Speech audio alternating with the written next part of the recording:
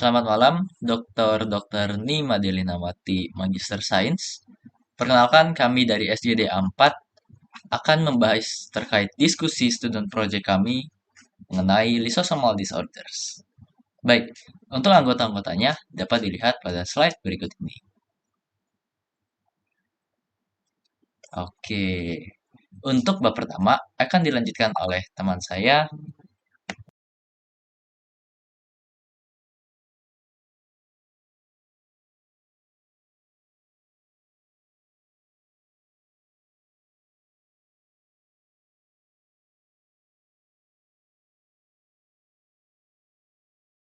Baik, terima kasih atas kesempatan yang telah diberikan.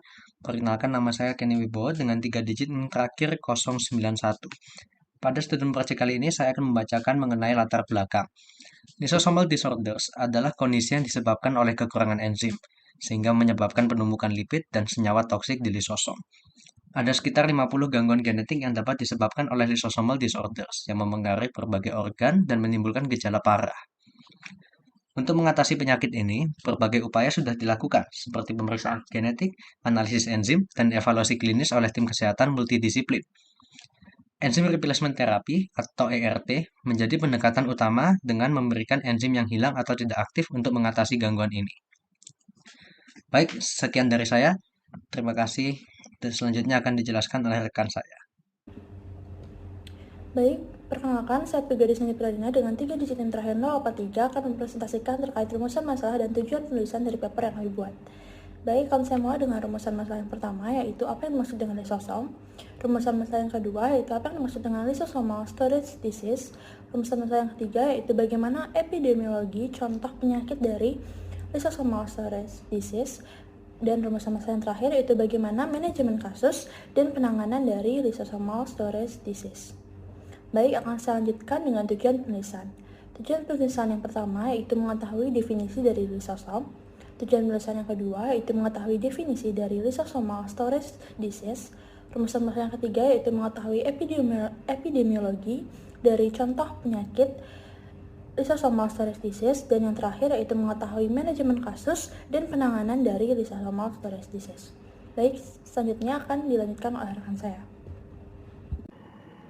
Baik, terima kasih atas kesempatannya. Perkenalkan, nama saya Bianca Serto Hadi dengan 3 digit terakhir NIM saya 093, dan saat ini saya akan menjelaskan tentang manfaat penulisan dari student project ini.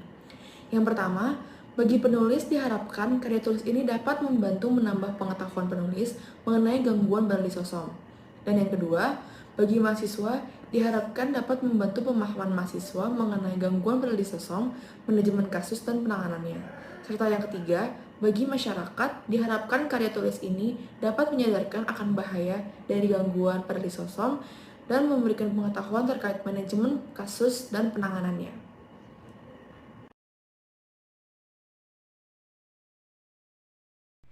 Baik, saya mohon izin melanjutkan terkait bab kedua, yaitu tinjauan pustaka mengenai definisi dari lisosom secara umum. Sebelumnya, saya Ida Ayu Agung Widya Prasanti dengan 3 digit NIM terakhir 087. Lisosom pada umumnya merupakan pusat terjadinya degradasi dan juga pengolahan sampah di sel eukariotik. Berdasarkan asal datangnya material atau hal-hal yang akan diolah oleh lisosom nanti dapat dibagi menjadi dua, yaitu ekstraseluler dan intraseluler. Di mana ekstraseluler itu terjadi ketika material datang dari luar sel, yang mana nanti akan terjadi proses yang namanya endositosis dan juga fagositosis.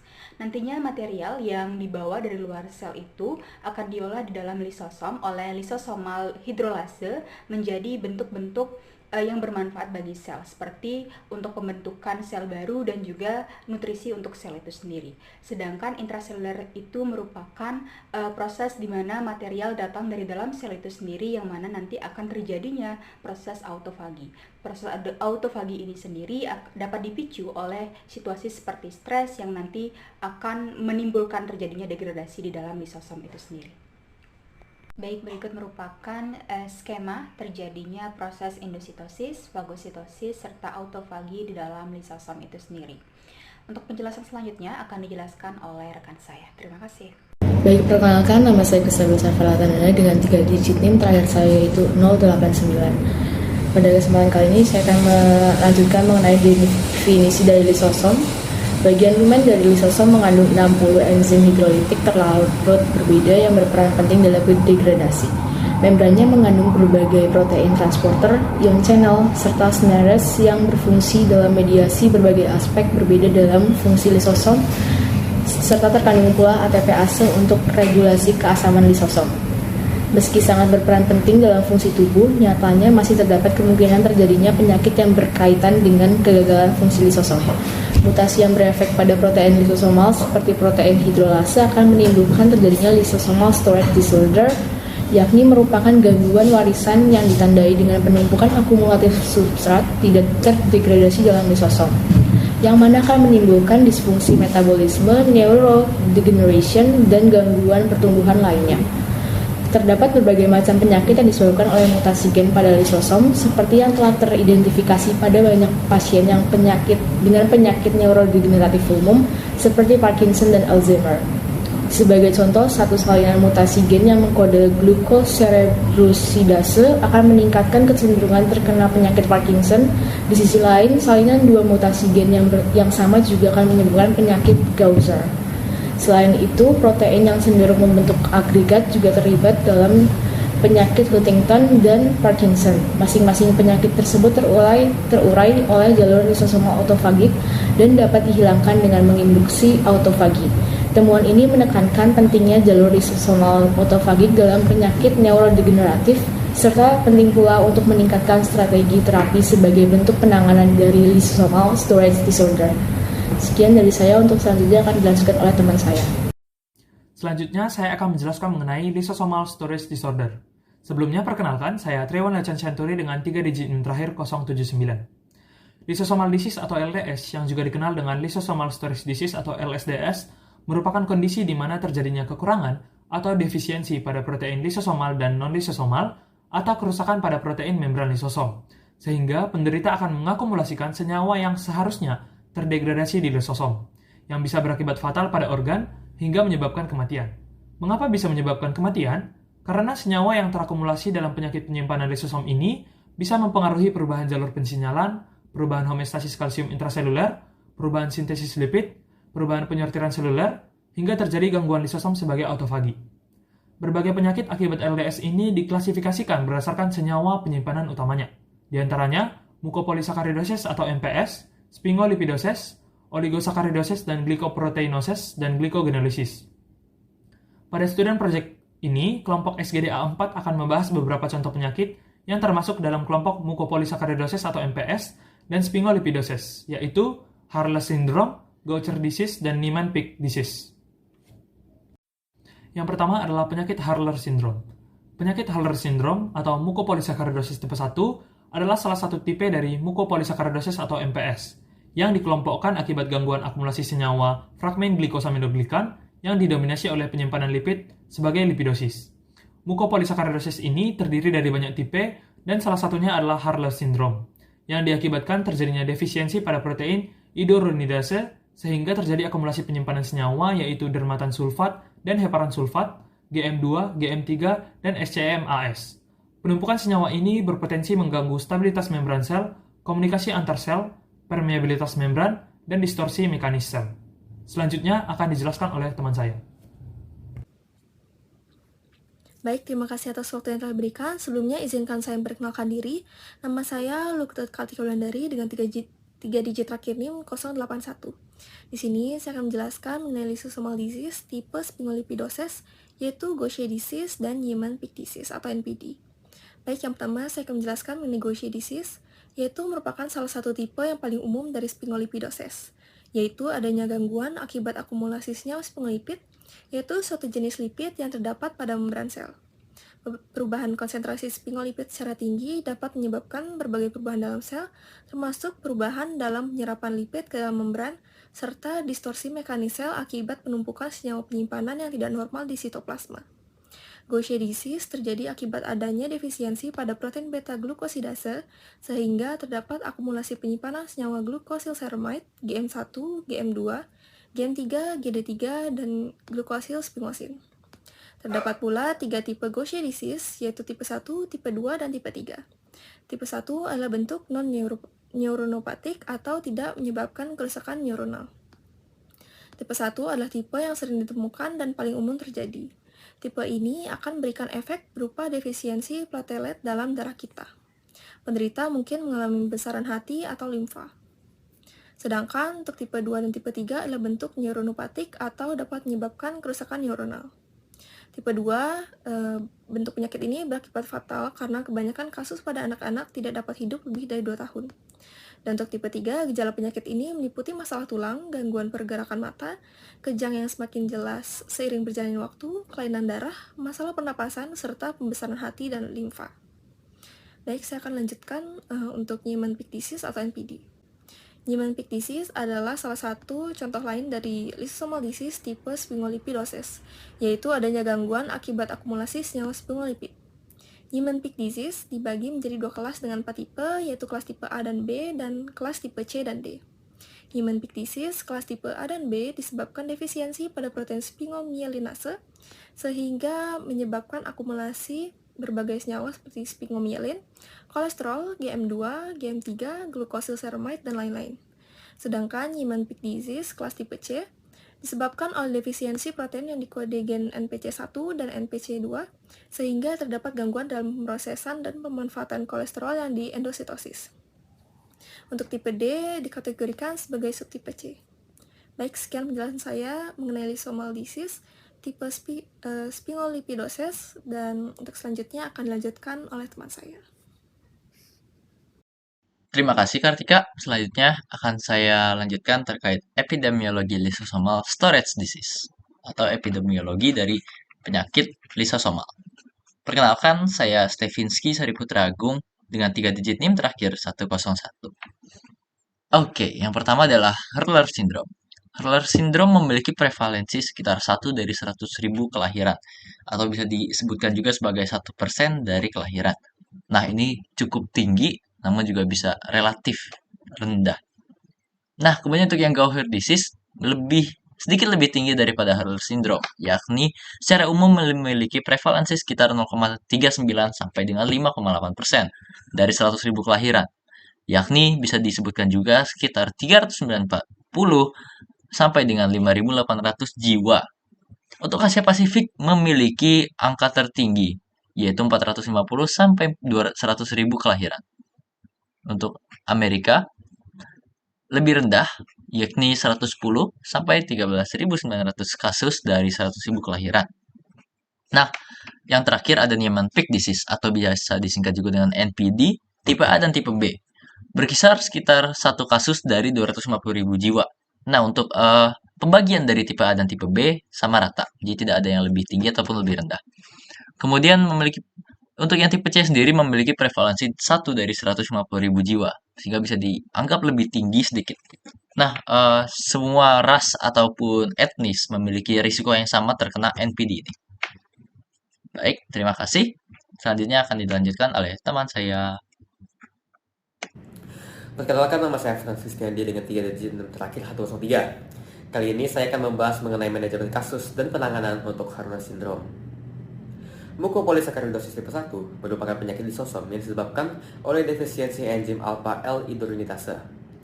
Perawatan yang disetujui saat ini terdiri dari terapi penggantian enzim, ERT, dan atau transplantasi sel induk hematopoietik, HSCT.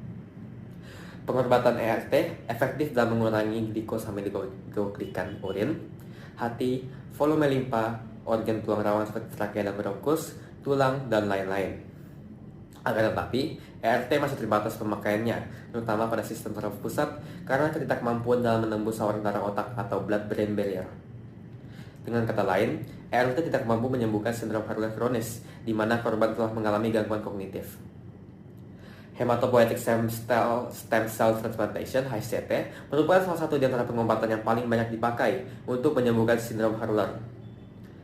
HSCT dilakukan untuk mengembalikan fungsi sumsum tulang belakang dan sistem kekebalan tubuh yang rusak maupun kurang.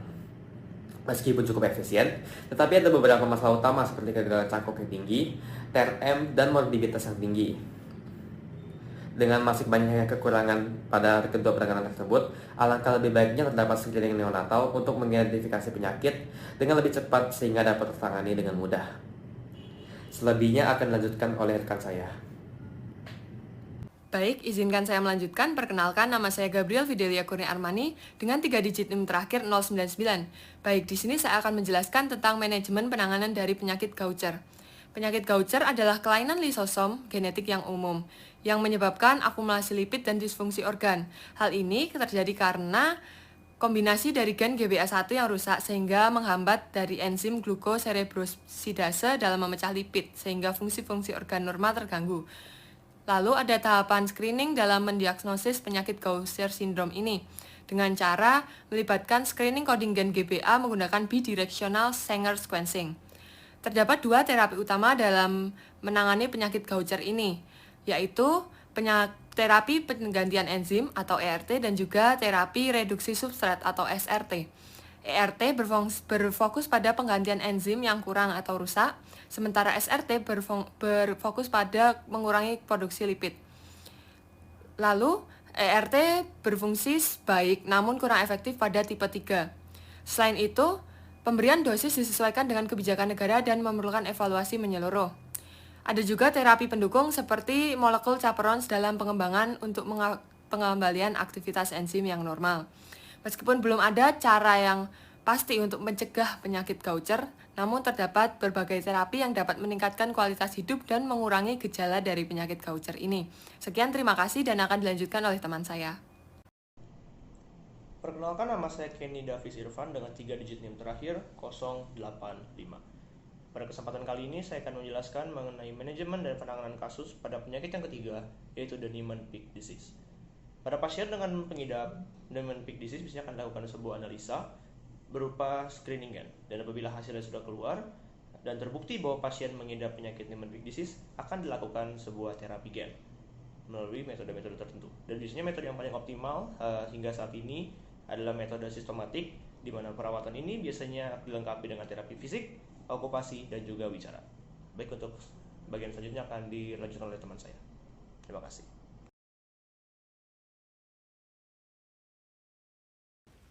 Baik, terima kasih atas kesempatannya. Perkenalkan, nama saya Zara Farwania dengan 3 digit NIM terakhir 097. Izinkan saya untuk memaparkan kesimpulan dari penjelasan teman-teman saya sebelumnya. Lisosom adalah bagian sitoplasma yang terikat membran sebagai tempat degradasi utama serta pengolahan sampah seluler di sel eukariotik. Maka dapat disimpulkan bahwa lisosom merupakan organel penting di dalam tubuh kita. Namun tak dapat dimungkiri juga bahwa lisosom dapat terjangkit penyakit atau kelainan-kelainan.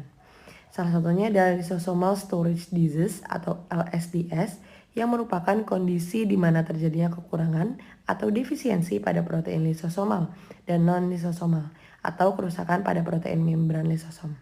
Berbagai penyakit akibat LSDS ini diantaranya adalah Hurler syndrome, Gaucher disease, dan Niemann-Pick disease atau NPD.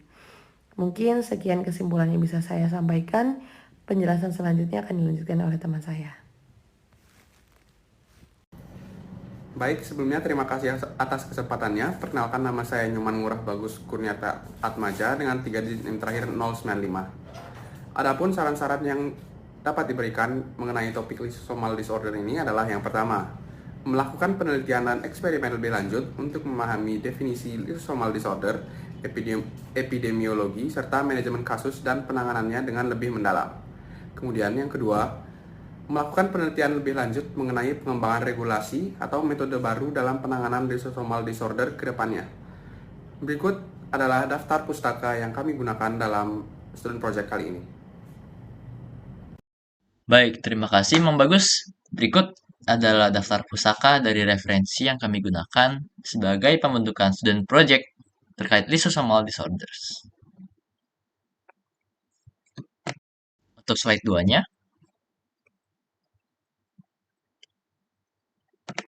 sekian dari presentasi kami terkait lysosomal disorders. Sekali lagi, terima kasih kepada Dr. Nima Delinawati, Magister Sains, karena telah menonton dan menyimak presentasi kami dengan seksama. Sekian dari kami SGD 4, saya tutup presentasi ini.